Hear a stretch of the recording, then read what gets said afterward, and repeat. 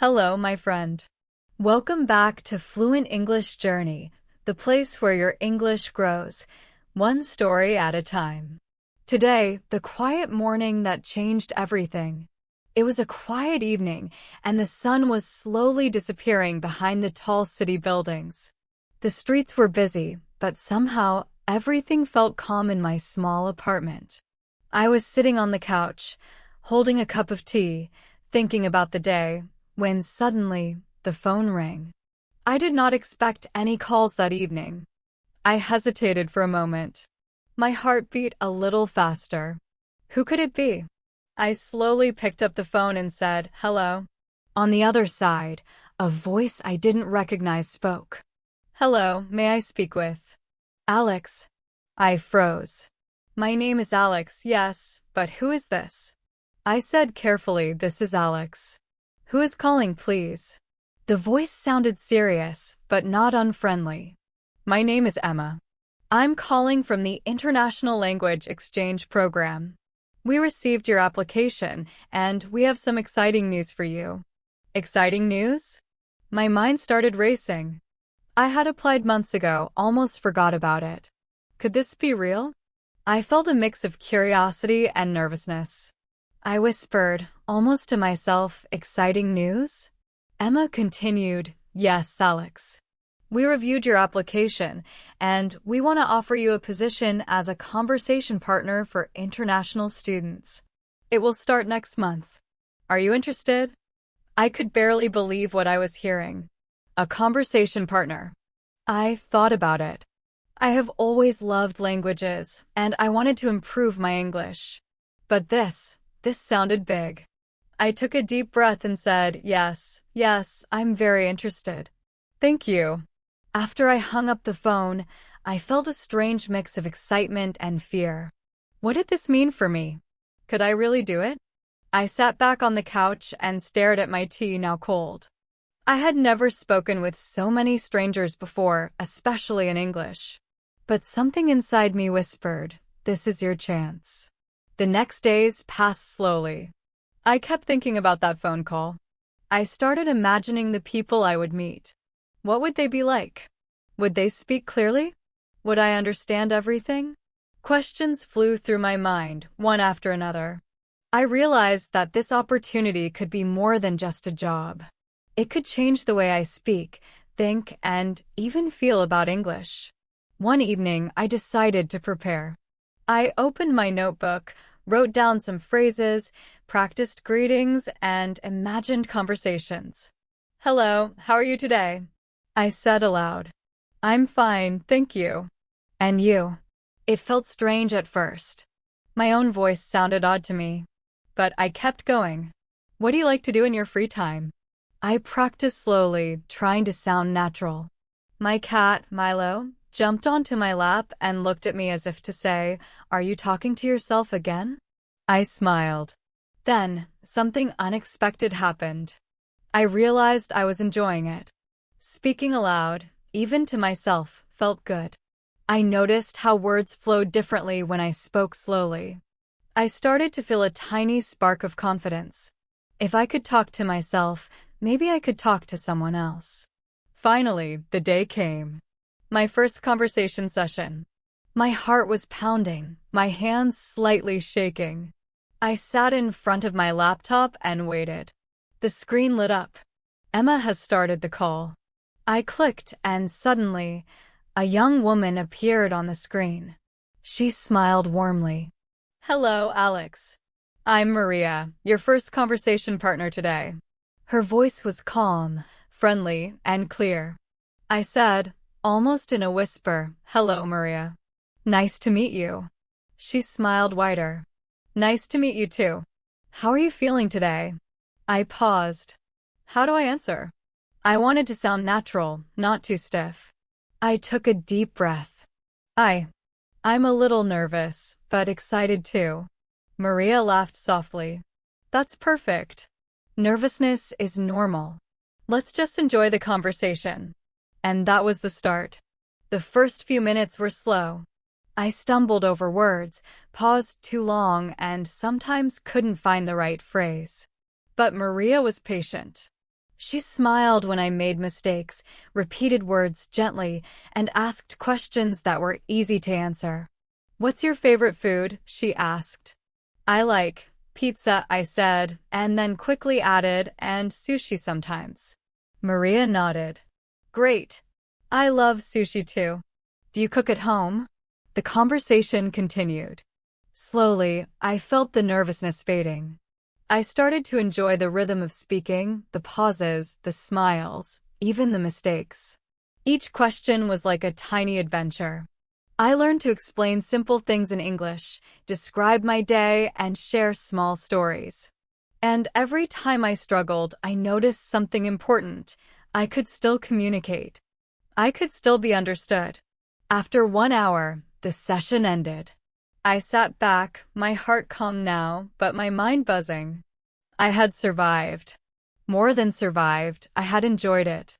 I realized that speaking English was not just about knowing words or grammar. It was about connecting, listening, and sharing a moment with another person. That was the real challenge and also the reward. That night, I thought about the journey ahead. I remembered how I felt when I first got the phone call, nervous, uncertain, a little afraid. And now, after my first real conversation, I felt ready. Ready to learn. Ready to speak, ready to make mistakes, and ready to enjoy it. I understood something very simple but very powerful. Fluency was not about being perfect. It was about courage. The courage to start, to speak, to listen, and to continue. Before I went asleep, I opened my notebook again. I wrote down a new sentence. I can speak English. I can connect. I can learn every day. I read it aloud. Slowly. Clearly. I felt a small smile appear on my face. Tomorrow, I would speak again. And the day after, and the day after. Each conversation would bring me closer to fluency, but more importantly, it would bring me closer to confidence and joy. And in that quiet, peaceful apartment, I felt the first real spark of transformation. A spark that would grow, slowly, naturally, like a story unfolding word by word. The next morning, I woke up with a strange mix of excitement and nervousness. The memory of my first conversation with Maria lingered in my mind. It was not perfect, but it felt alive. I made mistakes, yes, but I had also managed to connect, to share something real. I sipped my tea and looked out the window. The city was waking up slowly, and I realized something. Today would be different. Today, I was scheduled to speak with a new partner, someone from another country. I did not know their name yet. I did not know their accent. My mind raced with questions. What if I cannot understand them? What if they speak too fast? What if I stumble over words and cannot continue? I shook my head, trying to calm myself. I reminded myself of what Maria had said yesterday. Nervousness is normal. Let's just enjoy the conversation. I opened my laptop and joined the video call. The screen lit up and a young man appeared. His name was Hiroshi. He smiled politely and said, "Hello, Alex. Nice to meet you." His accent was different from Maria's. Softer in some parts, but faster in others. I felt a small knot of anxiety in my stomach. I answered, "Hello, Hiroshi. Nice to meet you too." We started slowly. I asked, "How are you today?" He replied quickly, "I'm good, thank you." "And you?" I said, "I'm fine. Thank you." The first few minutes passed with simple greetings and small talk about the weather. Hiroshi mentioned the morning was cold, and I agreed, saying, "Yes, it is cold today. I like cold mornings sometimes. They feel fresh." Hiroshi smiled and nodded. But then, he asked something that made my heart skip a beat. "What do you think about studying abroad?" I froze for a moment. That was not a simple question. I had never thought deeply about it before. My mind searched for words. I wanted to answer well, clearly, naturally. I took a deep breath and said slowly, "I think studying abroad is very interesting. You can learn many things." You can meet new people, new cultures, and sometimes it is not easy, but it helps you grow. Hiroshi nodded and smiled. Yes, I agree. I studied abroad last year, and it was challenging, but I learned a lot about myself. His words made me think. I realized that learning English was similar. It was not easy, but each conversation taught me something. Each moment of struggle brought growth. The conversation continued. Hiroshi asked me about hobbies, favorite movies, and food. Sometimes I understood everything. Sometimes I had to ask him to repeat or explain slowly. Sorry, can you say that again? I asked once. He nodded patiently and repeated. I noticed that asking for clarification was not a weakness. It was part of learning, part of communication. At one point, he asked about my work routine. I tried to explain. I wake up early, make coffee, and sometimes I read English articles. Then I work on my projects. I paused, searching for the right words. Hiroshi waited patiently. I smiled nervously and continued, and in the evening, I try to speak English online. It helps me practice. Hiroshi said, "That's excellent. Consistency is important." I realized he was right. Every conversation, every small effort, built fluency slowly but surely. Then, something interesting happened. Hiroshi started talking about cultural differences. He mentioned festivals in Japan and how people celebrate differently. I listened carefully, trying to understand the details. Some words were new. Some expressions I had never heard before. But instead of panicking, I asked, "Can you explain this word, please?" He smiled and explained in simple terms. I repeated the word slowly, trying to remember it. Practice, practice, I thought. Every new word, every new phrase was like a key unlocking a small door in my mind. Halfway through the conversation, I felt something changing inside me. I realized that understanding English was not just about knowing every word. It was about paying attention, asking questions, and connecting ideas. I noticed that even when I did not know a word, I could still follow the story, guess the meaning, and respond naturally. That was a small but powerful realization. After an hour, the conversation ended. I leaned back in my chair and exhaled slowly. I felt tired, yes, but also excited. I had faced my fear of a new accent and complex questions. I had communicated, understood, and even shared a little of myself. I had grown in ways I did not expect. Later that evening, I reflected on the day. I wrote in my notebook, "Today I spoke with Hiroshi. I understood most things. I asked questions when I did not know. I could explain my ideas. I feel stronger in English." Writing helped me process the experience. I noticed that reflecting after each conversation was almost as important as the conversation itself. But then, a new thought appeared. What if I spoke with someone even more advanced? Someone with a very fast accent or a complex way of expressing themselves. I felt a small fear creeping in again. I realized that the path to fluency was not linear. Some days would be easy, some difficult.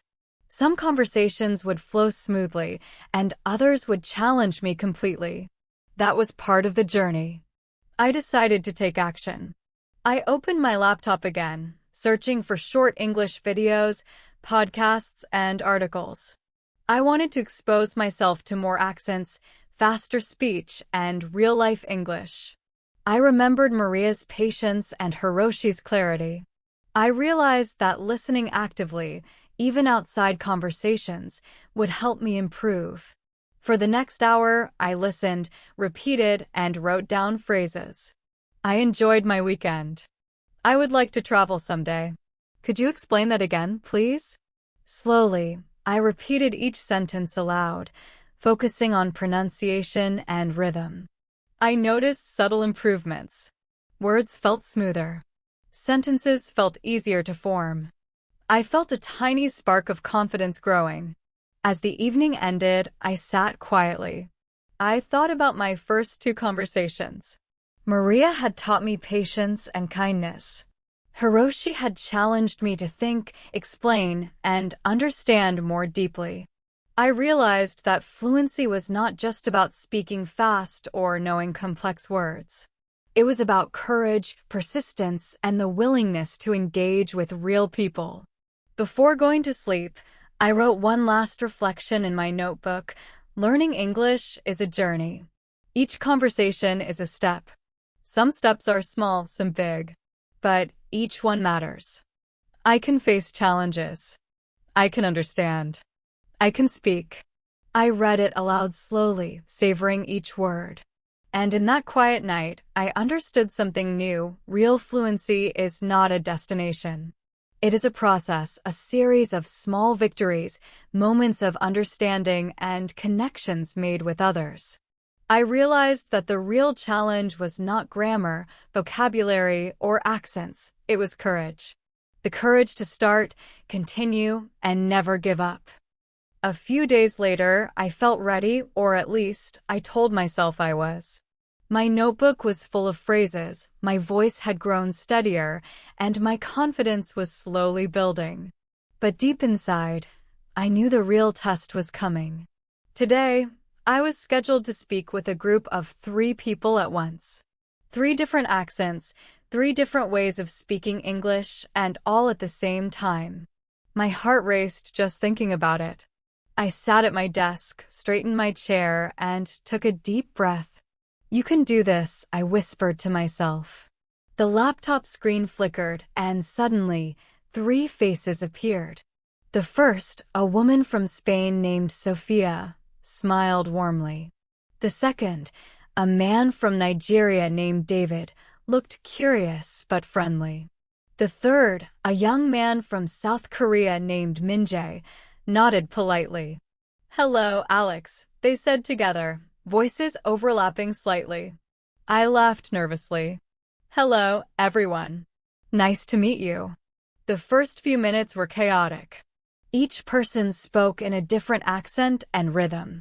I struggled to catch every word, sometimes missing small details. But I remembered what I had learned, listening carefully, asking for repetition, and staying calm. "Sorry, could you repeat that, please?" I said to Sophia when she spoke quickly. She smiled and repeated slowly. "Thank you," I said. Each time I asked, I noticed my fear shrinking a little. Then, David asked a question that made me pause. "Alex, what do you think about global issues, like climate change?" I froze. This was more than small talk. This was a real conversation, a complex topic. My mind raced. I wanted to answer thoughtfully, but my English didn't feel fast enough. I took a deep breath and started slowly. "Well, I think climate change is very serious. People should take care of the planet. Maybe we can use less plastic, save energy, and help nature." My voice trembled slightly.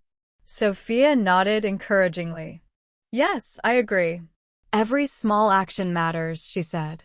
Minjae added, "In Korea, we try to recycle everything we can.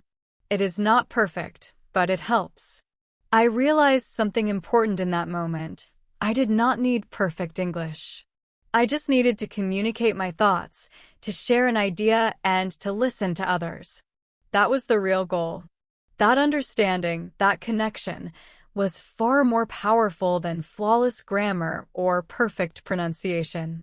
The conversation continued. We shared ideas about food, travel, and culture. Minjae explained a traditional Korean dish, and I tried to describe a dish from my country. "It is called biryani," I said slowly. "It is rice, with spices, and sometimes meat. Very tasty." David laughed softly. "I love rice dishes. Biryani sounds amazing." Each time I explained something, my confidence grew a little more. Then came the hardest part. Sophia asked me a personal question. "Alex, what is your biggest challenge learning English?" I hesitated. I had thought about this before, but saying it out loud was different. My mind filled with doubts. What if they think I am not good enough? But I took a deep breath and said slowly, I think my biggest challenge is understanding fast English and speaking without worrying about mistakes. Sophia smiled gently. That is normal. Everyone struggles at first. Even native speakers make mistakes sometimes. David nodded. Yes, English is a tool for connection, not a test. Minjae added, the important thing is courage, not perfection. Hearing these words changed something inside me. I realized that my fear of mistakes had been holding me back more than anything else. The conversation was not about being perfect. It was about trying, listening, speaking, and connecting. That was the real challenge and the real joy. We continued talking for almost an hour. By the end, I noticed that I could understand more, respond faster, and even make small jokes. When David teased me about my pronunciation of a word, I laughed and corrected it. Yes, I said it wrong, thank you. Sophia and Minjae laughed too, and it felt natural. No one judged me. Everyone was learning together. After the call ended, I leaned back in my chair and exhaled. My heart was racing, but I felt exhilarated. That conversation had tested me, stretched me, and taught me more than any lesson or article ever could. I realized that real learning happens in moments like this. Real interactions, real connections, real challenges.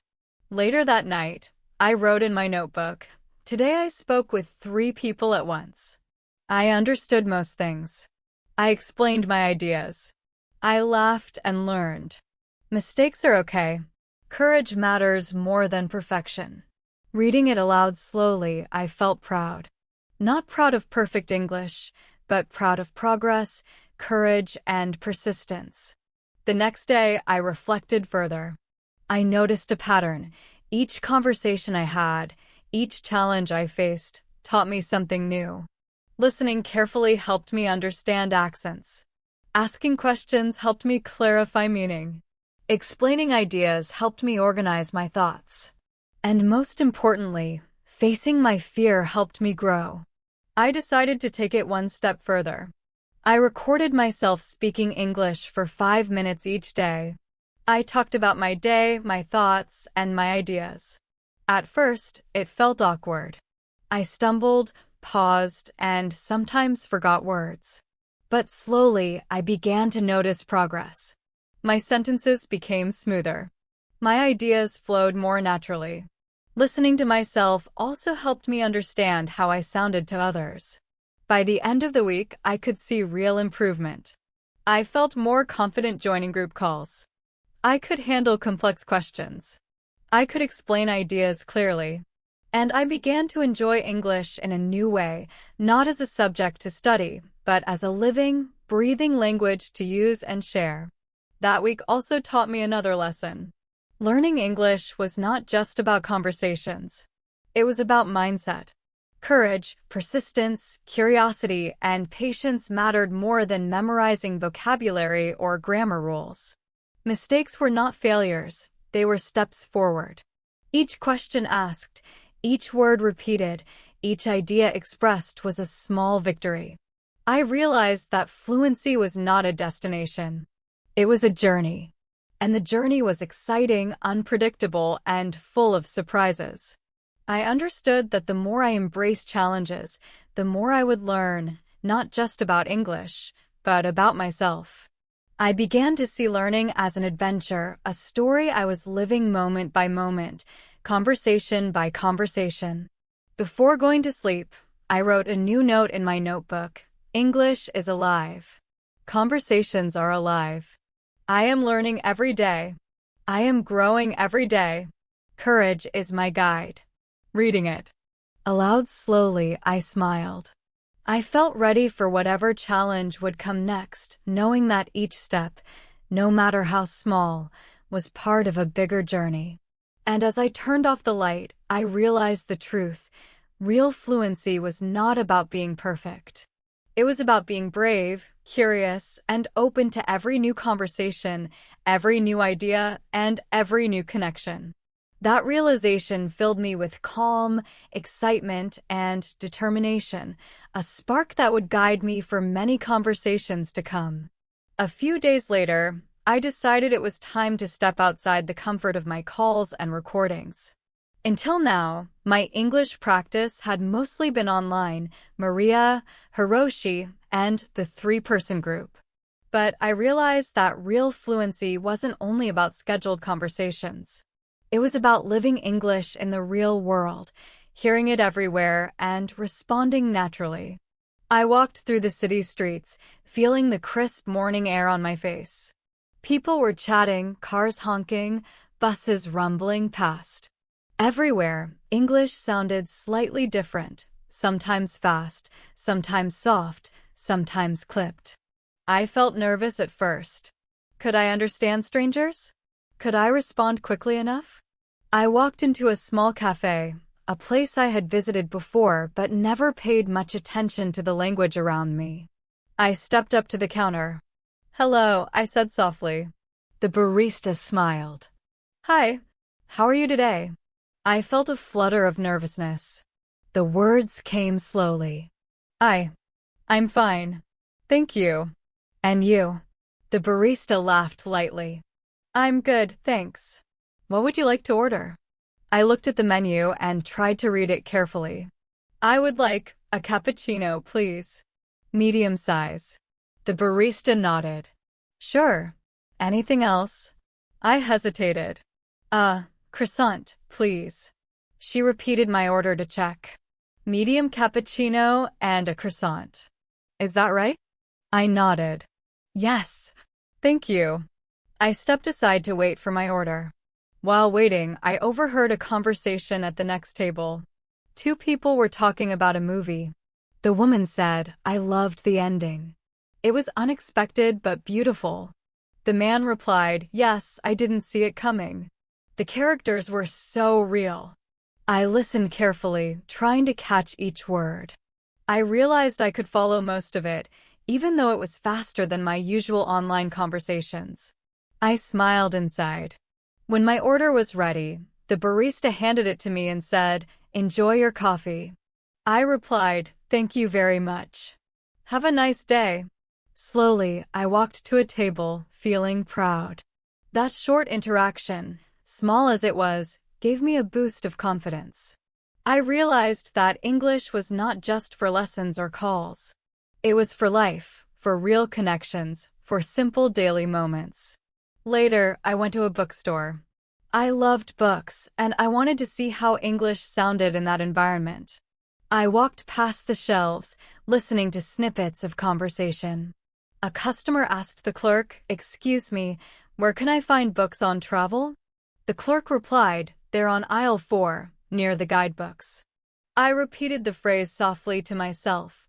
Books on travel, aisle 4, guidebooks. It felt like a small exercise, a secret practice session in the middle of the store. Then I decided to ask a question myself. "Excuse me," I said to the clerk, "can you help me find a book about photography?" She smiled warmly. "Of course. Follow me." I followed her slowly, noticing the words she used, the sentences she spoke. When we reached the shelf, I tried to repeat the phrases in my mind. "Photography books, here, thank you." My pronunciation was not perfect, but my communication worked. I could understand, ask, and respond. That was real progress. After leaving the bookstore, I walked to the park. People were jogging, walking dogs, and chatting on benches. I found an empty bench and sat down, listening carefully. A group of friends were talking nearby. "I can't wait for the weekend," one said. "Me too," another replied. "We should go hiking if the weather is nice." I repeated the conversation in my mind slowly, trying to catch every word. I realized I could understand natural English, even when it was fast and spontaneous. Suddenly, a man sitting next to me asked, "Excuse me, do you know what time it is?" My heart skipped a beat. I had never spoken to a stranger like this before, but I remembered everything I had practiced: slow speaking, clear words, courage. Yes, I said slowly, it's 10:45 in the morning. He nodded. Thank you. I smiled. You're welcome. That tiny exchange felt monumental.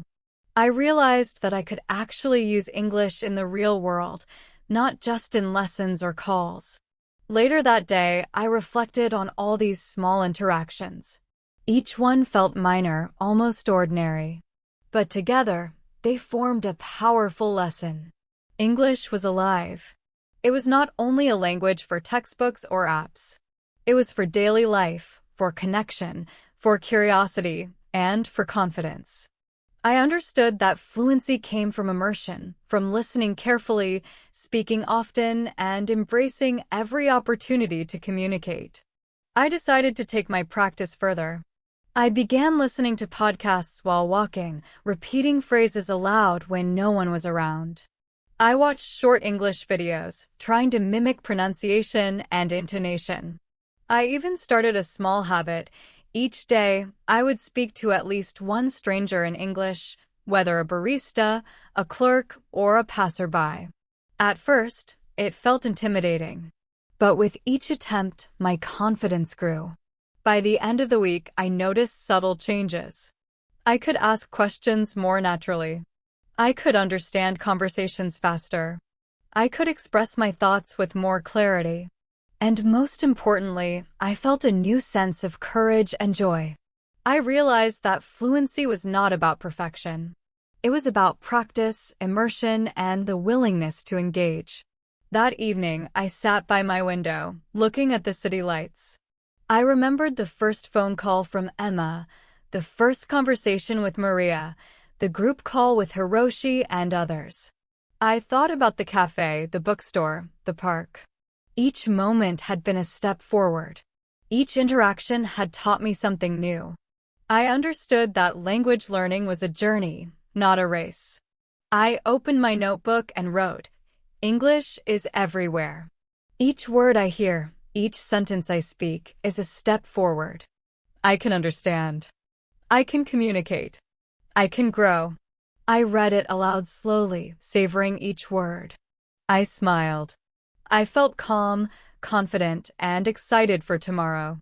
Tomorrow would bring new conversations, new challenges, and new lessons. And I was ready. Before sleeping, I whispered to myself, fluency is not a goal. It is a journey. I am living it every day. And in that quiet night, I realized the truth. Every word spoken, every phrase repeated, every question asked, no matter how small, was part of a bigger story, my story of learning English, growing confidence, and embracing courage.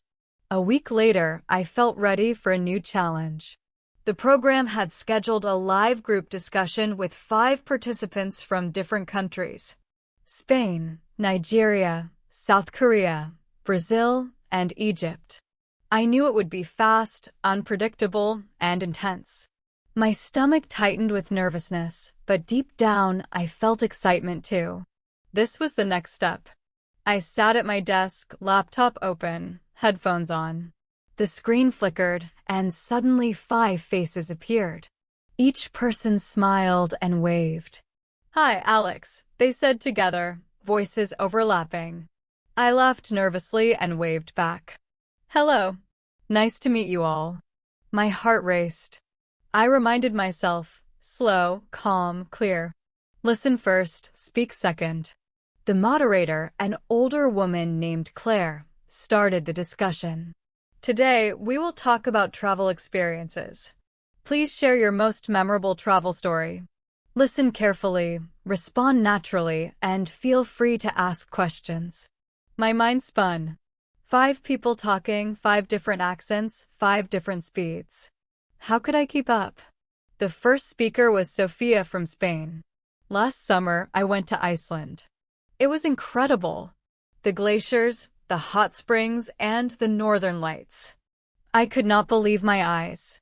One night, I stayed outside for hours, just watching the sky. Amazing. I listened carefully, trying to catch every word.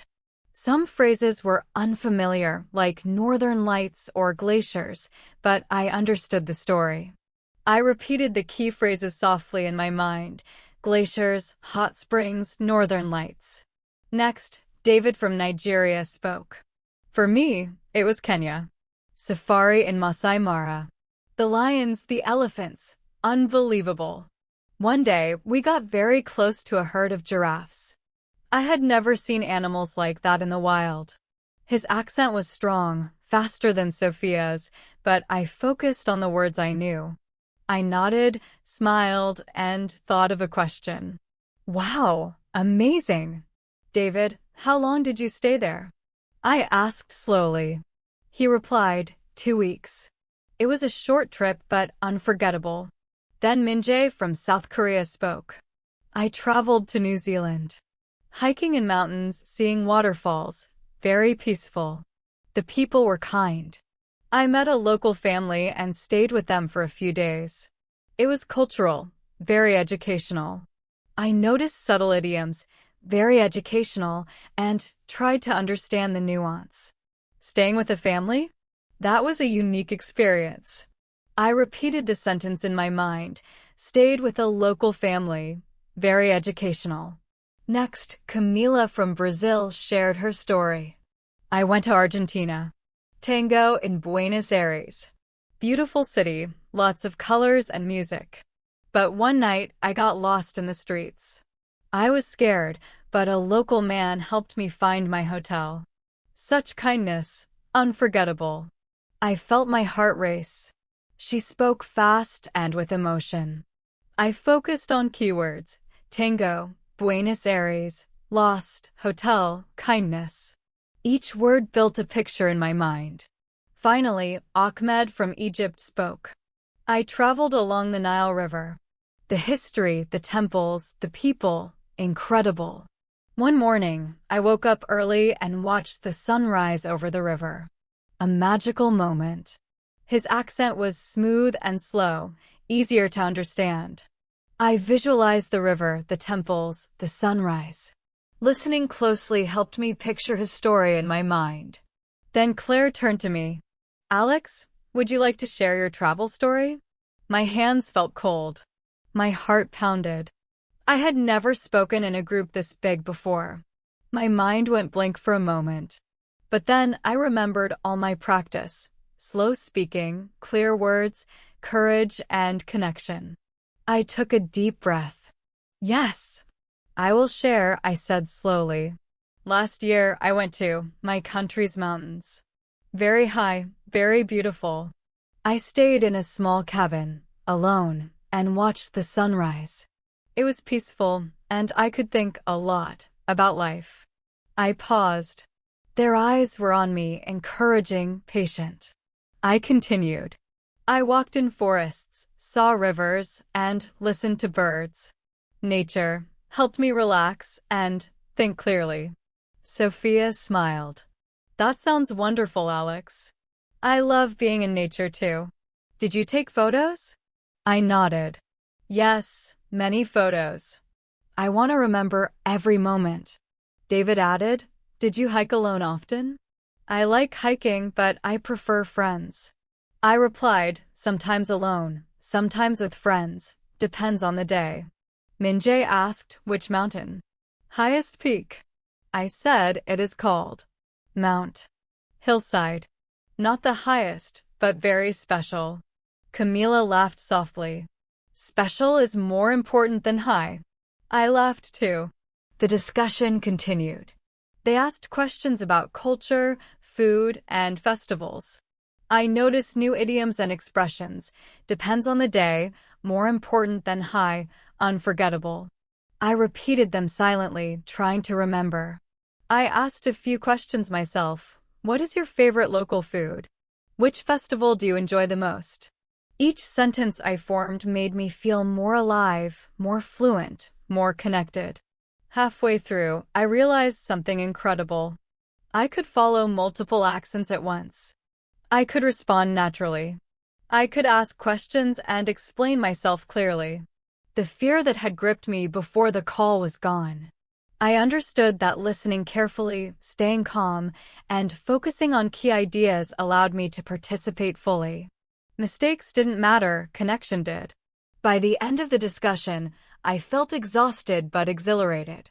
5 stories, 5 accents, fast-paced conversation, idioms, cultural references, all of it had been a challenge, but I had managed. I could speak, understand, and even enjoy the rhythm of multiple voices together.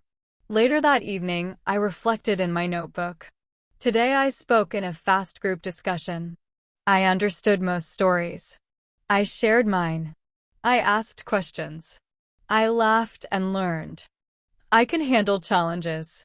Listening carefully helps. Connection is more important than perfection. I read it aloud slowly, savoring each phrase. That night, I understood something powerful. Fluency at an advanced level is not about memorizing words. It is about listening actively, thinking quickly, connecting ideas, and responding with courage.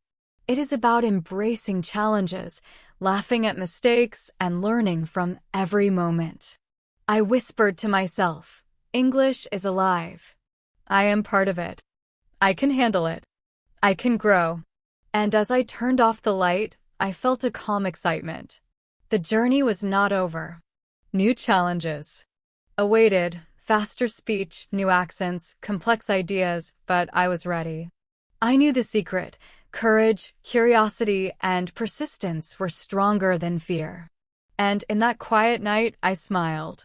I realized that real fluency is not measured by perfection. It is measured by engagement, connection, and the willingness to keep learning, speaking, and listening every single day. A few days later, I decided to take my English practice even further. I had saved enough money to travel to another city, one where I did not know anyone, and where English would be the main language I needed to survive. My heart raced with excitement and nerves as I packed my bag. I knew this was a big step. No online calls, no familiar voices, just me and real life. The train ride was long, giving me time to prepare. I repeated phrases softly under my breath. Excuse me, could you help me? Where's the nearest station? I would like to buy a ticket, please. My notebook was filled with questions and vocabulary I might need. I felt both nervous and ready. I reminded myself, slow, clear, confident. When I arrived in the city, I felt a wave of excitement. The streets were busy, full of people speaking English quickly, laughing, talking on phones. Signs and advertisements were everywhere. I realized immediately that this was different from online practice. I had to listen carefully, think quickly, and respond naturally. My first challenge came at the bus station. I needed to reach the hostel where I was staying. A clerk stood behind the counter. Hello. How can I help you? He asked. My stomach tightened. I spoke slowly, carefully. Hello. I need a bus ticket to the city center, please. He smiled. Sure. 1 ticket, please. Cash or card? I hesitated for a moment, then said, card, please. He swiped it, handed me the ticket, and said, bus leaves in 10 minutes. Enjoy your ride. I smiled and replied, thank you very much. On the bus, I listened to conversations around me. People spoke fast, using expressions I did not fully know. Can you believe this weather? One said. I know, right? It's crazy for November. I tried to catch the words, the rhythm, the intonation. Slowly, I realized I could understand the gist. I did not need to know every word to follow the conversation. I repeated a few phrases under my breath. Can you believe this weather? Crazy for November. At the hostel, I met other travelers. The first person I spoke to was a woman from Canada named Lucy. Hi, are you here alone? She asked. I smiled nervously. Yes, I am traveling alone. She nodded. That's brave. Where are you from? I said slowly, I'm from Bangladesh. She smiled warmly. Cool. How long will you stay?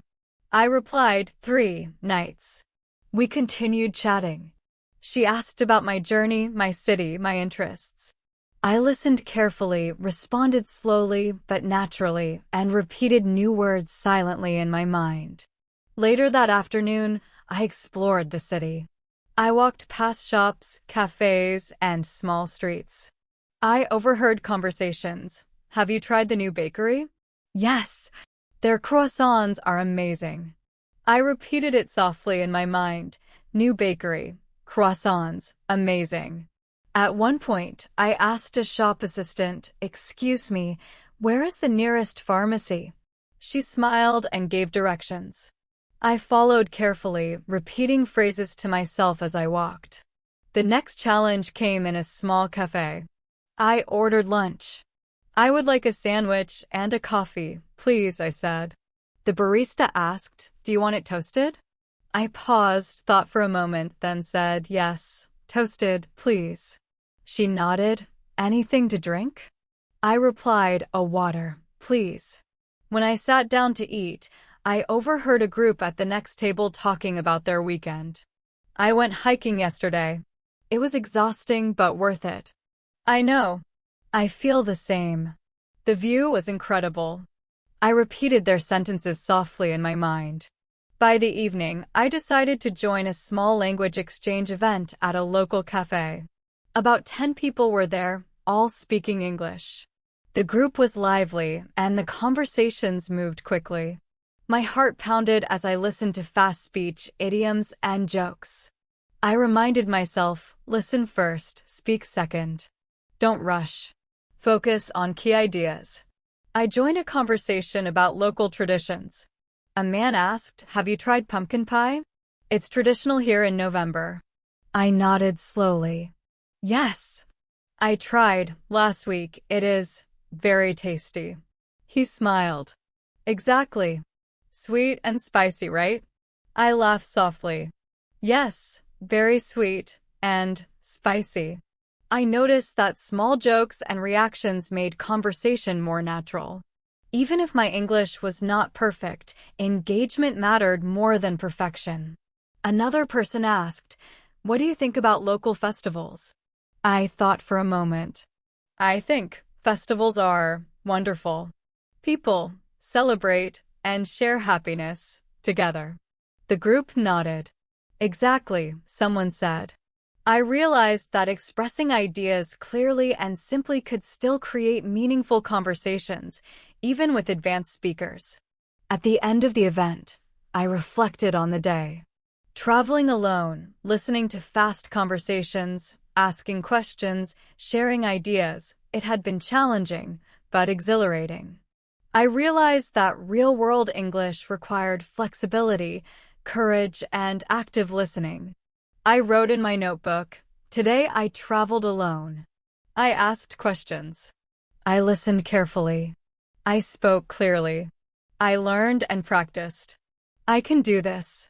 That night, lying in my hostel bed, I reflected deeply. All my practice, calls, group discussions, real-life conversations had prepared me for this moment. I understood that fluency was not about perfection. It was about courage, curiosity, persistence, and the willingness to connect with others, no matter where you are. Before sleeping, I whispered to myself, "English is alive. I am part of it. I can explore, connect, and learn. Every conversation is a step forward."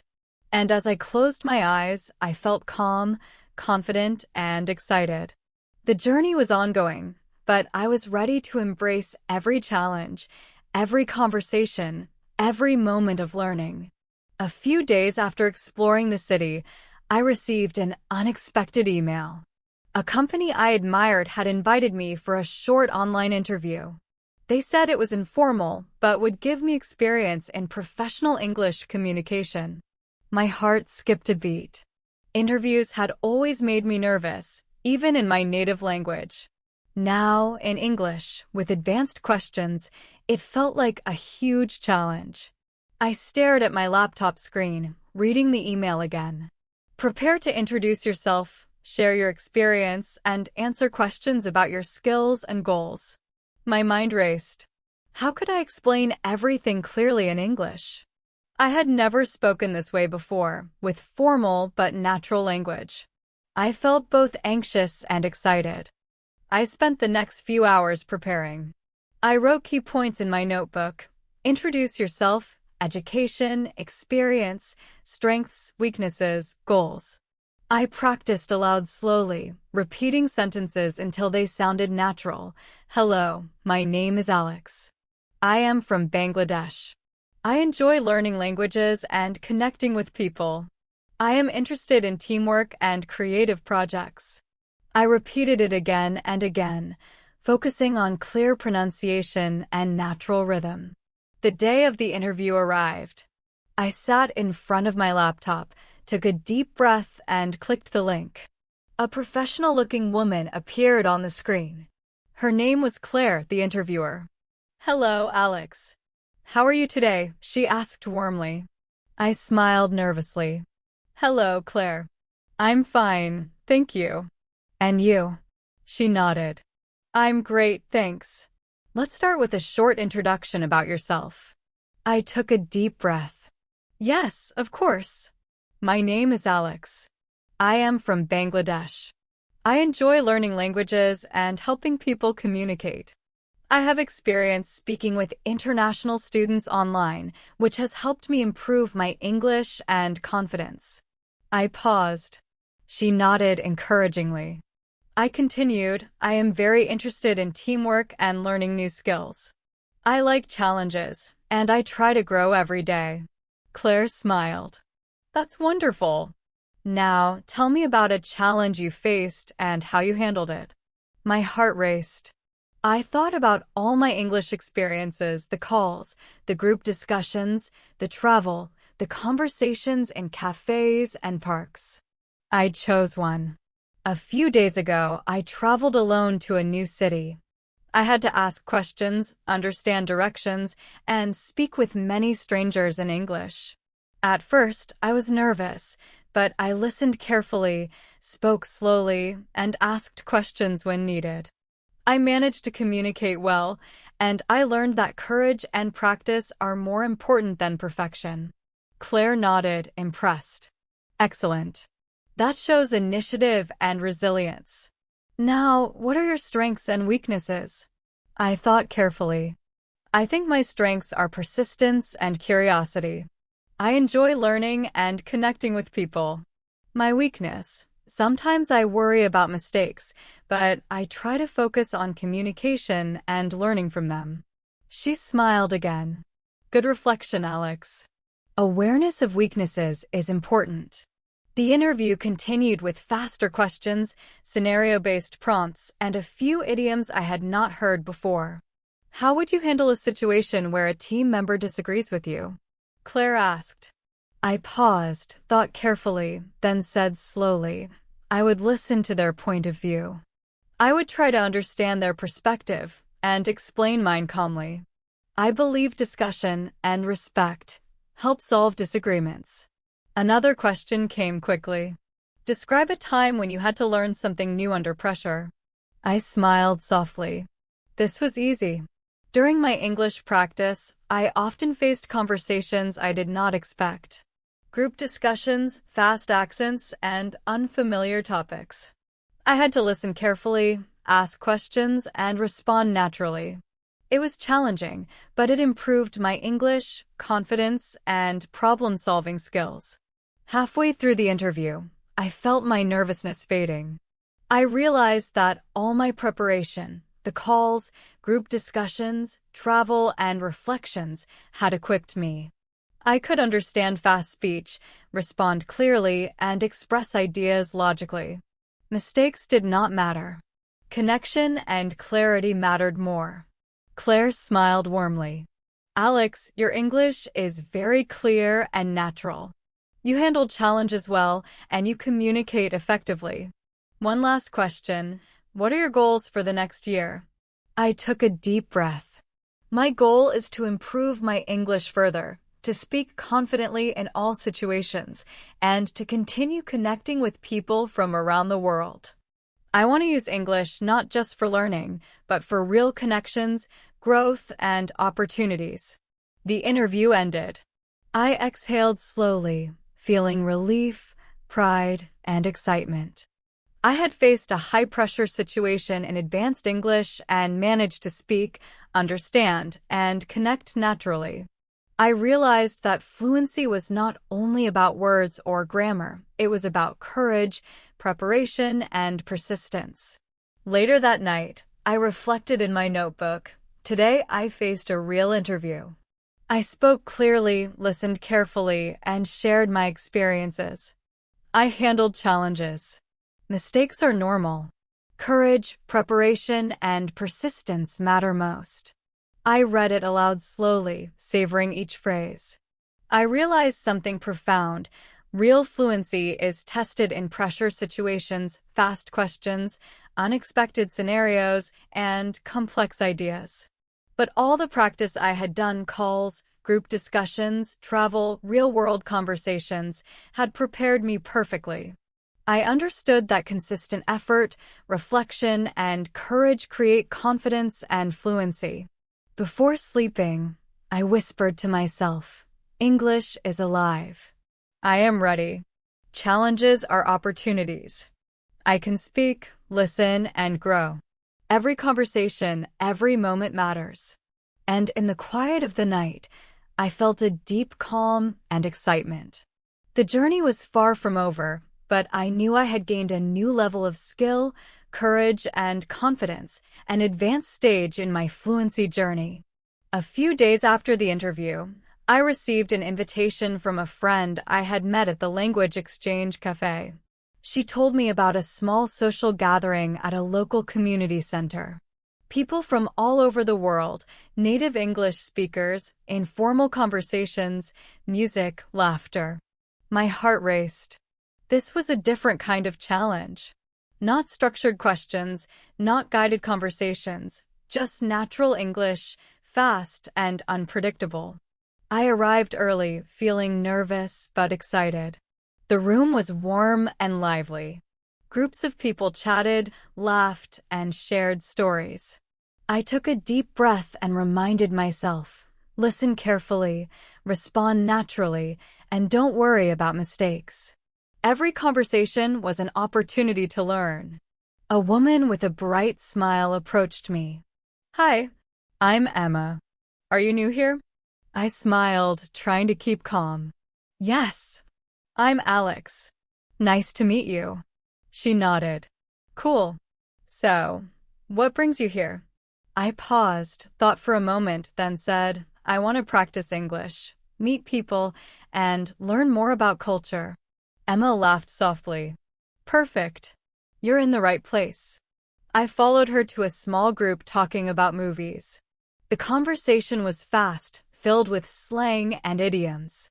Did you catch that new thriller last week? Someone asked. I paused, unsure. I tried to understand the key words.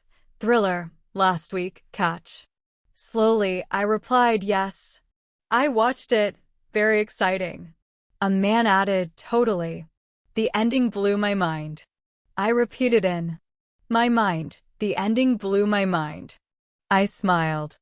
I didn't know every word, but I understood the excitement. Then someone asked me, what kind of movies do you usually go for? I thought carefully. I like action and adventure, and sometimes comedy. Funny movies. Make me happy. They nodded. One person joked, so you like to laugh and jump out of your seat? I laughed softly, understanding the joke. Yes, exactly. I said. The laughter made me feel at ease. I realized that informal, playful language could be challenging, but it was also fun. Next, the conversation shifted to music. Who's your favorite artist? Someone asked. I smiled. I like Coldplay and Ed Sheeran. A woman laughed. Classic choices. Have you ever been to a concert? I shook my head. No, not yet, but I want to. They shared their experiences, talking quickly, using expressions I had not heard before. I listened carefully, repeating phrases in my mind. The crowd went wild. Amazing vibe. Unforgettable night. Halfway through, I was invited to join a smaller group talking about travel adventures. I felt a mixture of fear and excitement. They spoke fast, using idioms, phrasal verbs, and slang. I totally lost it when the taxi drove past the hotel. No way. Did you have to hoof it back? I listened carefully. Slowly, I understood. Lost it equals confused or frustrated. Hoof it equals walk quickly. I repeated the phrases softly. Lost it. Hoof it. I smiled. These were new ways to express ideas in natural English. I shared my travel experience in the new city. I went to the park and cafes, asked directions, talked with locals. They nodded, and one man said, "Nice." That's the way to really get a feel for the city. I repeated in my mind, "Get a feel for the city." Another woman added, "Yeah, you learn so much more when you dive in like that." I smiled. I realized that real-life experiences and real conversations helped me learn faster than textbooks or apps. The evening continued. Conversations flowed from movies to music, to hobbies, to cultural differences. I asked questions like, "What do you usually do on weekends? Have you tried local food? What festivals are your favorites?" I listened carefully, responded clearly, and occasionally asked for clarification. "Sorry, could you explain that phrase?" Each time, people smiled and explained patiently. I realized that asking questions was a strength, not a weakness. Later, someone shared a funny story with a lot of slang.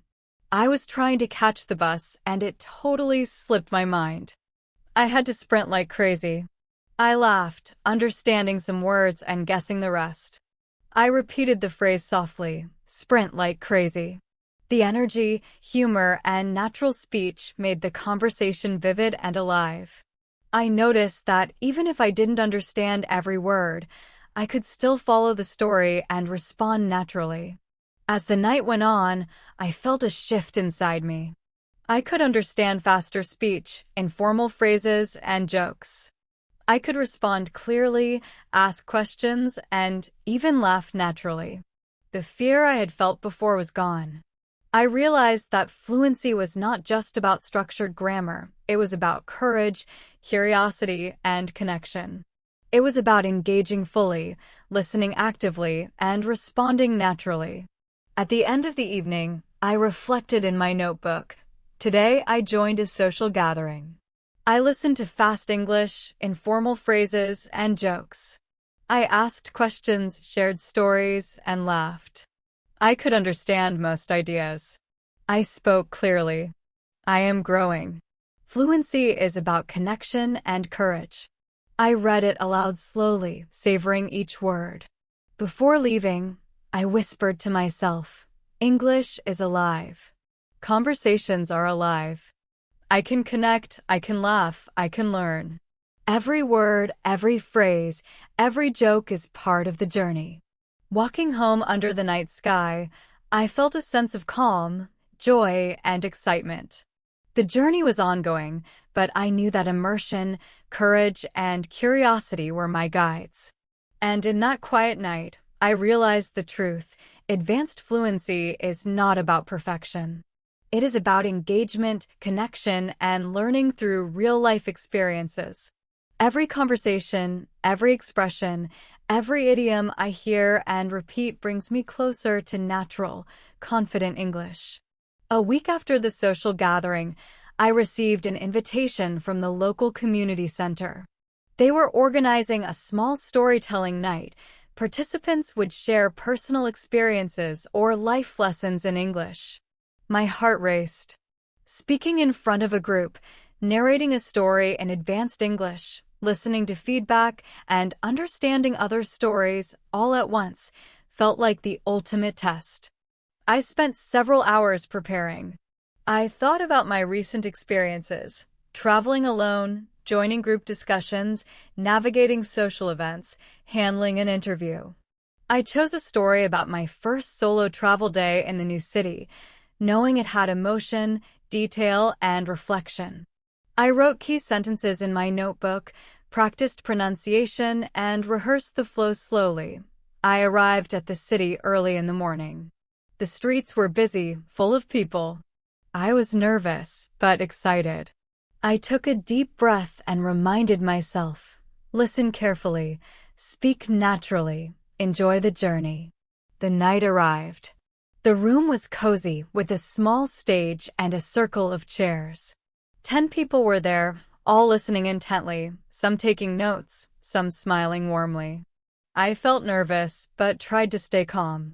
I reminded myself, this is not a test. This is connection. This is practice. When it was my turn, I stood slowly, took a deep breath, and began.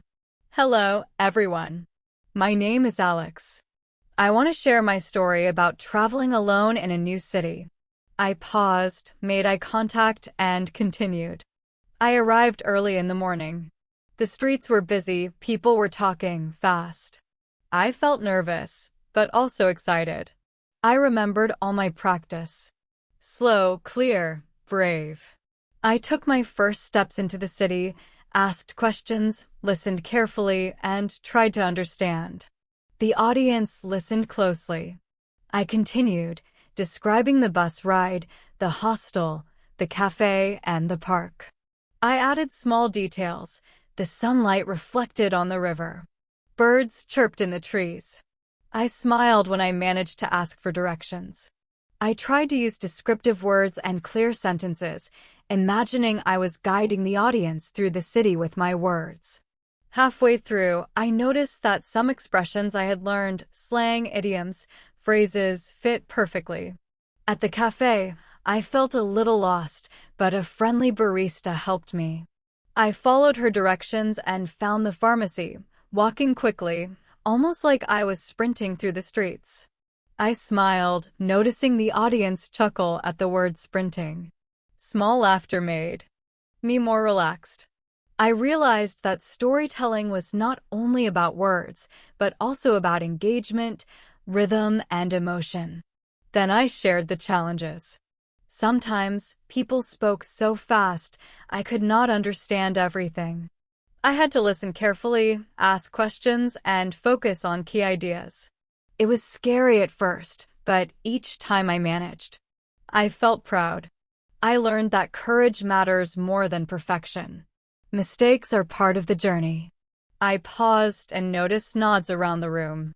People were connecting with my experience. That gave me confidence. I continued with the highlights: the language exchange event, the social gathering, the interview. I described fast conversations, slang, idioms, jokes, and questions. I emphasized the strategies I used, listening actively, asking for clarification, repeating phrases in my mind, and responding slowly but clearly. Near the end, I reflected on what I had learned. Fluency is not about knowing every word. It is about courage, curiosity, and connection. Every conversation, every question, every smile, and every shared experience teaches something. English is alive. Learning is alive. And I am part of it. After finishing, I sat down, heart racing but proud. The room was quiet for a moment, then applause filled the space. Several participants smiled and asked questions. One woman said, "I love how you described the city. I felt like I was there with you." Another added, "Your use of idioms and descriptive words was natural and engaging. Very inspiring." I answered their questions slowly, clearly, and naturally. They asked about challenges, emotions, and strategies. I described listening to fast speech, asking for repetition, understanding idioms, and responding calmly. Each explanation reinforced my learning. I realized that teaching or sharing experiences helped me consolidate my own skills.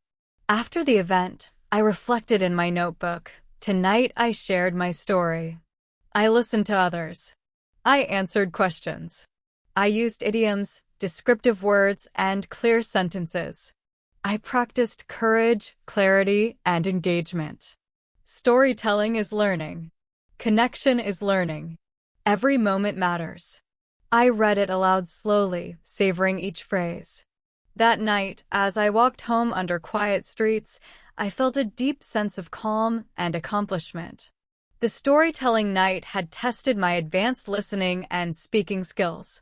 It had challenged me to think quickly, express myself clearly, and connect emotionally. And I had succeeded, not perfectly, but effectively, confidently, and naturally. I whispered to myself, English is alive. Stories are alive. I am part of the journey. I can listen, speak, connect, and grow. Every conversation, every story, every experience is part of learning. And in that quiet night, I understood something profound.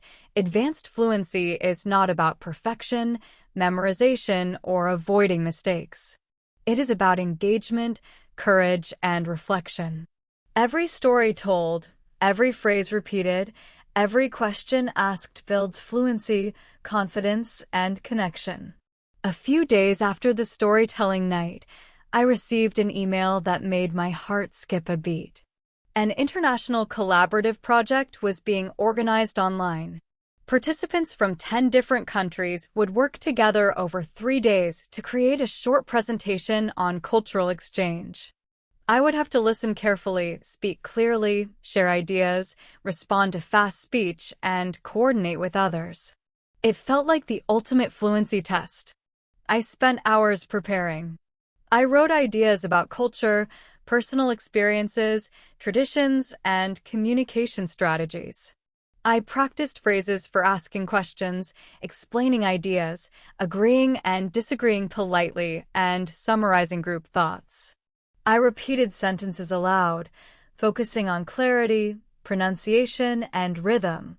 I agree with your idea. Can you explain that further? I suggest we include, I reminded myself, slow, clear, confident, and engaged. The first day arrived. I logged in early. 10 faces appeared on the screen, smiling, energetic, and diverse. A moderator greeted us. Welcome, everyone. Today, we will begin our collaborative project. Listen carefully, share your ideas, and work together. Remember, communication is key. My heart raced. This was bigger than any conversation I had faced before. We began by introducing ourselves. One by one, participants shared names, countries, and a brief personal story. Spain, Japan, Kenya, Egypt, Brazil, Canada, Italy, South Korea, Nigeria, and Bangladesh, my own country. Listening to so many accents and speeds was intense. I focused on keywords, repeated phrases silently, and smiled when I could respond naturally. Next, the project began. We needed to decide a theme.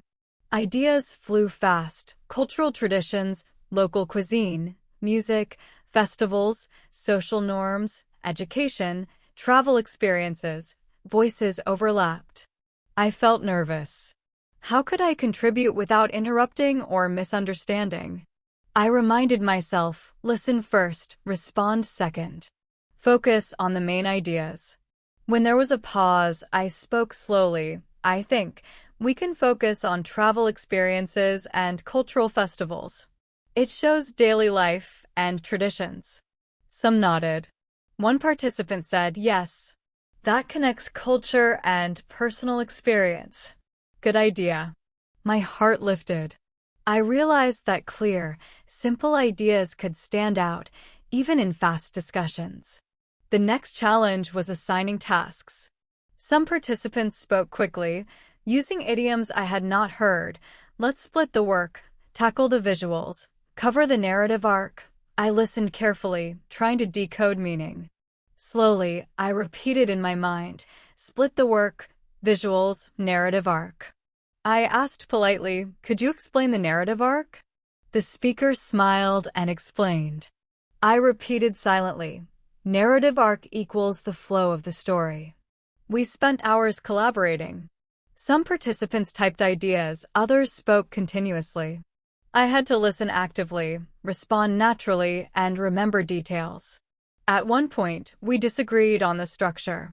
One participant said, "I think we should start with festivals." Another argued, "No, travel experiences first, it flows better." I spoke slowly.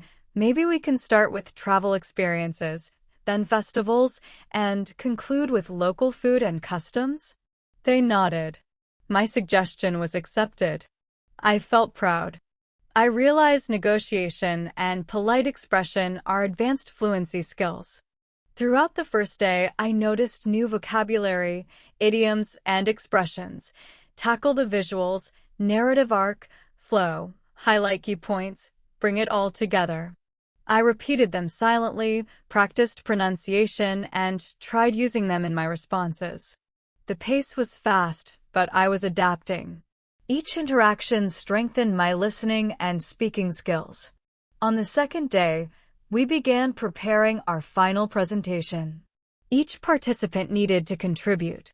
I shared a personal travel story, weaving it into the group's theme. I spoke slowly, using descriptive language. I visited a city alone, streets busy, people talking. I felt nervous, but excited. I learned to ask questions and connect with locals. Each interaction taught me something. My story was accepted as part of the narrative. During breaks, participants shared jokes, slang, and informal expressions. I listened carefully and occasionally repeated phrases aloud. Blast from the past. In a nutshell, go with the flow, take the plunge. Understanding and practicing these expressions helped me feel more natural in conversation. I realized fluency is about flexibility, not memorization. The third day was the final test. We rehearsed our presentation, coordinated visuals, and refined our script. I had to listen to multiple accents simultaneously, respond to feedback, and keep the story coherent. At one point, a participant quickly said, "We need a punchy opening to grab attention." I replied slowly, "Maybe. We can start with a question or a short story to involve the audience." They liked the idea. My input mattered.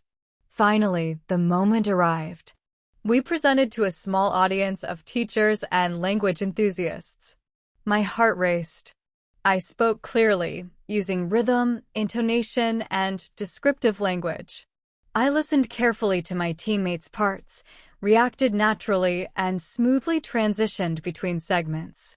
Every skill I had practiced, listening, speaking, storytelling, reflection, was tested at once. After the presentation, applause filled the virtual room.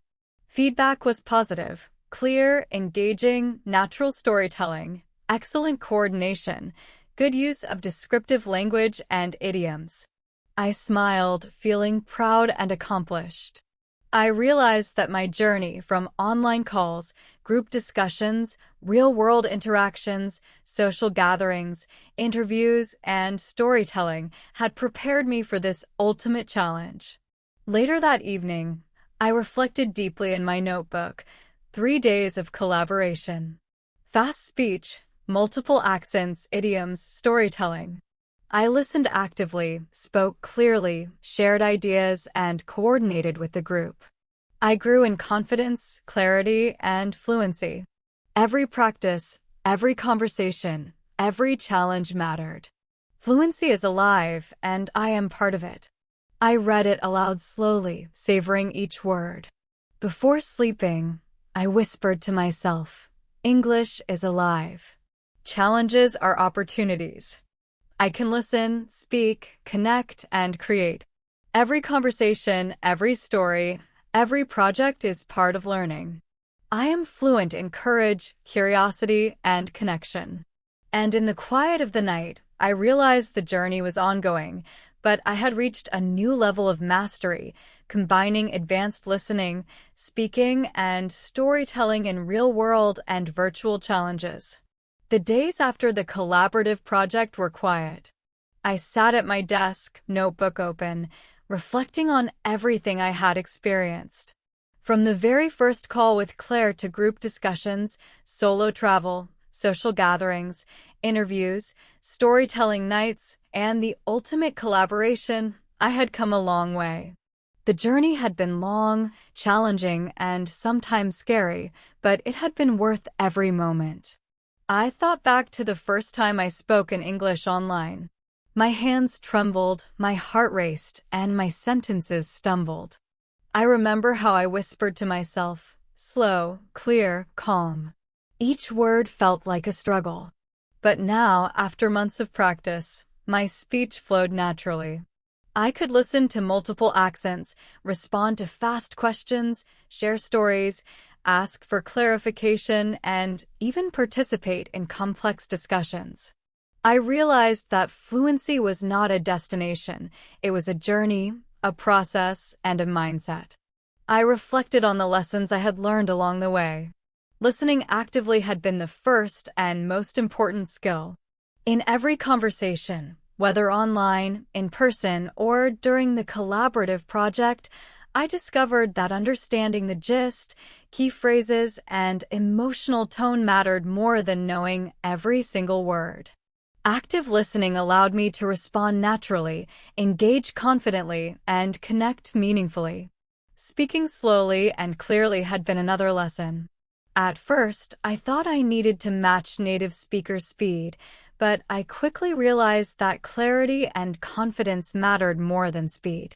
Pausing, emphasizing important words, and repeating key phrases internally helped me communicate effectively. I remembered moments in group discussions and storytelling nights where slow, careful speech made my ideas stand out and my voice understood. Courage had been a constant companion. Traveling alone, speaking to strangers, joining social gatherings, or facing interviews all required stepping outside my comfort zone. I realized that fluency was not just about grammar or vocabulary. It was about courage, persistence, and a willingness to engage, even when I was unsure. Mistakes were not failures, they were opportunities to learn. Each time I asked a question, repeated a phrase, or clarified a point, I strengthened my skills and my confidence. Reflection had been another vital skill. After each conversation, each challenge, each storytelling event, I wrote in my notebook what I did well, what I could improve, new words or expressions I learned, and how I felt. Reflection helped me consolidate learning, notice patterns, and build strategies for future conversations. I understood that advanced fluency was not only about practice in the moment, but also about thinking deeply afterward. Connection was the thread that tied everything together. English was not just words or sentences, it was a bridge to people, ideas, and experiences. From Sophia's story about glaciers to Ahmed's sunrise over the Nile, from Emma's jokes to the collaborative project with 10 countries, I realized that English was alive, and every conversation was a chance to connect. Fluency meant understanding, sharing, laughing, and learning together. I also noticed the small, subtle things that made a difference. Repeating phrases silently, visualizing stories, using descriptive language, asking questions, laughing naturally, and showing engagement. These little habits strengthened my fluency more than memorizing vocabulary lists ever could. I realized that advanced English is not only about speaking well, it is about thinking in English, feeling in English, and living in English. Then I thought about the future. My journey was far from over. I would continue exploring new cities, joining social events, participating in collaborative projects, and sharing stories. I would challenge myself with faster speech, more idioms, and even unfamiliar accents. But now I knew that every challenge was manageable because I had learned the tools, listening actively, speaking clearly, being courageous, reflecting deeply, and connecting fully. I wrote in my notebook, fluency is a journey, not a destination. Listen carefully. Speak clearly. Be courageous. Reflect often. Connect fully. Every conversation, every story, every question, Every laugh is part of learning. I read it aloud slowly, savoring each word. I felt a deep sense of calm, pride, and excitement. I whispered to myself one last time, English is alive. I am alive in English. Every moment is an opportunity to grow, connect, and learn. Fluency is not about perfection. It is about courage, curiosity, and connection. I am fluent, and I will keep growing. And in that quiet night, I understood something profound. Advanced English fluency is not just about mastering words or grammar. It is about living the language, experiencing it fully, and using it to connect with the world. Every call, every conversation, every travel adventure, every story shared, each one brought me closer to being confident, natural, and alive in English. I smiled, closed my notebook, and looked out the window at the city lights.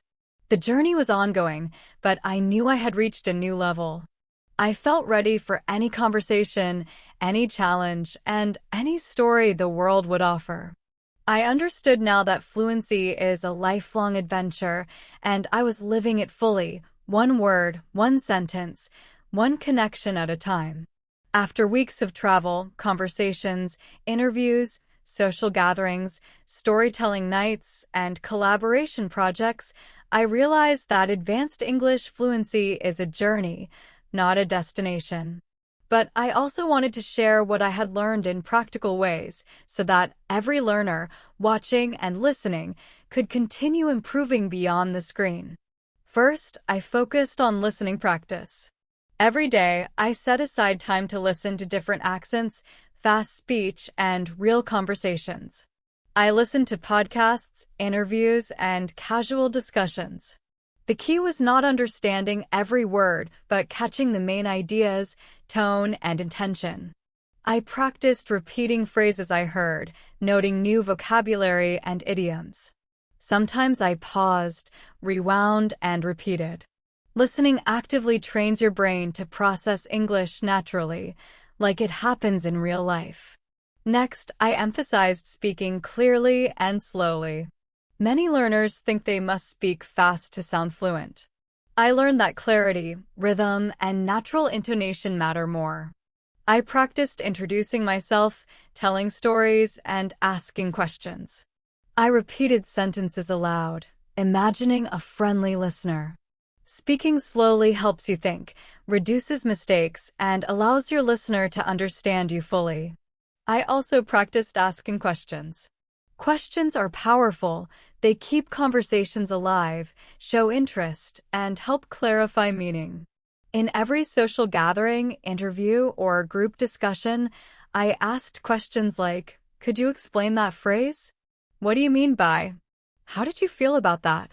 Asking questions improved my comprehension and allowed me to participate actively, even if I didn't understand everything at first.